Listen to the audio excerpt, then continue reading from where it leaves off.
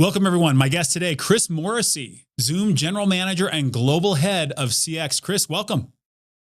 Thanks, Adam. It's great to be here. As we were talking earlier, we talked about agentic AI. It seems to be all that anyone is talking about. Initially it was, chat and generative AI, and then it went to agentic, or rather went to agents, and now we're fully in agentic. And of course, you're working a lot with this in terms of product development and expansion. Can you just give us an overview of agentic AI, what it is? And then I want to talk about what we're seeing in Zoom product that pertains to agentic AI. Yeah. So I'll start with the first one, and it's a great question. And anytime the topic of agentic comes up, or AI in general, I have these mixed emotions. One is everybody's talking about it, so I feel like everyone's paid by how many times we say AI these days.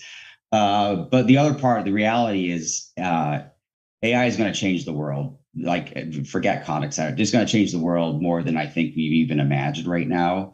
You look at like kind of the revolutions in the past, tech revolutions, whether it be like industrial or knowledge or power. But for the first time ever, we're seeing a change in AI where this technology, it doesn't just empower humans, it actually starts making decisions, right? We've never seen that before in our lives, right? So the agent, that's really what agentic does. It's autonomous, it's free thinking, it can make decisions, it can take actions on its own, it can create content. Right? Never before has an AI or technology created content. Like I use, like the internet was massively important, but it didn't create content. It gave access to content, right? The printing press massively transformed the world, but it didn't create books. It printed books. But agentic AI is creating content now, right? And it's taking actions and independent. So it's going to have significant change on how we work, how we interact, everything in our lives. And that's why the other part of me, as much as I think we talk about it too much, I think in some ways we're probably understating how much it's going to change our lives.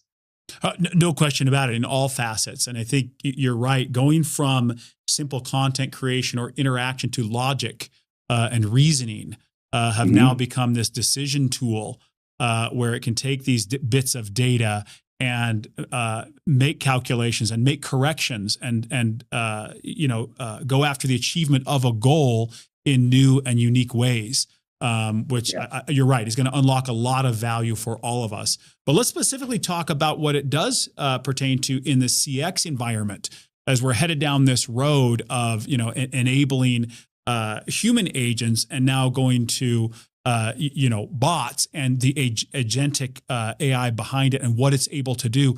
Give us a little taste for what you're seeing at Zoom and what's being created. Yeah, it's so I'll speak specifically to the CX market, where you'll hear a lot about voice bots, agentic bots, new generation bots, or bots are somewhere in the name for sure. But it's probably the most impactful place in any industry where we're seeing CX actually, or AI actually, adopted to help a business, right? Because there's a lot of like theory and we want to use it, but we don't know how. But in the contact center world, there's actually very, very clear ways it's being used, to the point where I think it was like 18 months ago, a company, Klarna, went out there and they fired all their agents like overnight when they say bots are going to do everything. Now they've unwound that decision a little bit, but that's how extreme these bots are being used in contact centers.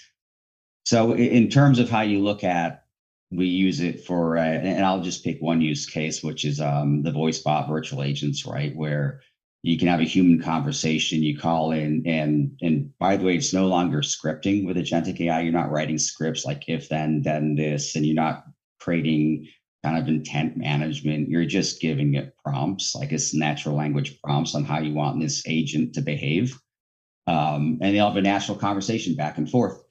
But it's more than the conversation. And yes, there's generative AI to make it sound human, but then it's going to take actions and it's going to make a decision on its own based upon this. I need to go do, and I need to update the ticketing system. And then if they're going to do an upgrade, if you're going to travel and you want to upgrade to first class, it's going to look at your point system. Do you have enough points? Let's deduct the points from your point bank account and then upgrade your ticket. Send a text back to you, confirm it's been done. All of that without a human. AI is going to do all end to end. And that's why there's so much conversation, because you're creating a very good experience. These voice bot technologies are very good today. They sound very human, so that's much better. It's very conversational, so it's not robotic. So humans like that. It's functional 24/7, no hold times, no wait times, right? You get all those things done immediately when you want it, how you want it. And it's done fast. Like that's why contact centers are talking about how this can absolutely change the way they think about their customer experience. It's happening fast. Yep. So I think Klarna is an interesting example because you're right. A year and a half ago, they dropped their expense by 75%, let a lot of people go, and then they backtracked. And then I think there was this realization of, okay, they can't really do everything yet. We're finding a lot of use. My guess would be the very simple use cases. I need to change my password. I need to change my PIN number. What's my account balance type things. But when it comes to more decision making, like you're talking about, of multi-step logic, we're seeing more of that, but not all the way yet. Can you give us an example further? You did earlier, but further in the CX product set at Zoom of what you're seeing customers gravitate toward? Yeah, so that's certainly top of conversation a lot of times, the voice bot. And we're at Zoom anyway, we're not subscribing to that agents don't have a place in the world anymore. In fact, in many ways, I think human connection becomes more important because as the voice bots get to handling tasks and take things off the plate, one is we have this other tool, Agent Assist, where if there is a case where it doesn't get solved from the chat bot or a voice bot and it escalates to a human, now you have human talking to human. That's where the magic needs to happen, right? Because that's where the connections are formed, human skills, empathy, all those things that bots may not be great at, humans thrive in.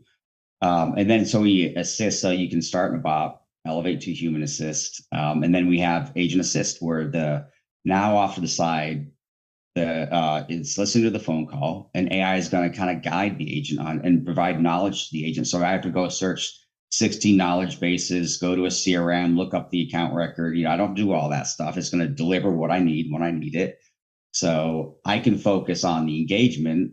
The knowledge is there. The answers are there for me. The guidance is there for me. So I'm spending less time clicking, hunting, pecking, knowledge base A, knowledge base B, messaging a supervisor on the side. I have it there, and I can focus on what really matters, really what brands are trying to do. You want to establish connections. And if I'm not distracted with that, I can establish a connection. That's kind of our theory, is offload what you can, but really automate process, but empower human connection at the end of the day. That's our philosophy. So we're talking about pretty advanced topics, both agentic AI and also agent assist, agent coaching, enablement resources, where I think there's still a lot of people in the channel who don't understand that Zoom is not just meetings. Like everyone thinks about Zoom as meetings of, that is the product.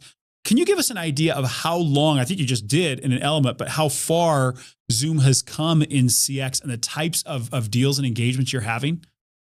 Yeah, it's a great question. I joke sometimes, like if I actually got paid on the number of times I heard that question, I didn't know Zoom did contact center, I'd probably be retired by now. But no, it is a fascinating, people kind of wonder how Zoom got into the journey. So the first thing I tell people is if you look at where Zoom started, we're known for new meetings for sure, right? But when we got started like that wasn't really Zoom's why, right? Zoom's why was to connect people, right? How do we connect people better? Now it started with the focus on employees. How do we connect our employees better? And then as we started innovating and developing and building trust and all those things that Zoom did great in the years, that theory is still like, how do we connect people? Like if you're connecting people, isn't connecting customers with the brand, connecting people, right? It's actually an extension of the DNA of why Zoom started. So I don't think it's a pivot as much as a natural curve. And we've been doing this for 4 years, contact center. And just last quarter, Michelle, our CFO, shared for the first time publicly kind of directional numbers. So it was, what was it, a triple million, $100 million kind of business, high double-digit growth. So we are seeing a lot of customers. We have over 1,500 customers on the platform, right? Which surprised a lot of people. We have a lot of customers buying existing Zoom customers that like and trust Zoom, so they extend their trust in other platforms. We have many customers that don't have any Zoom product that are buying just for our contact center platform for the first time Zoom customers. So we're seeing growth all over the place. And right now the market's being disrupted right now. I would say for people talking to customers, there's every customer you can say to, every brand I say two things to.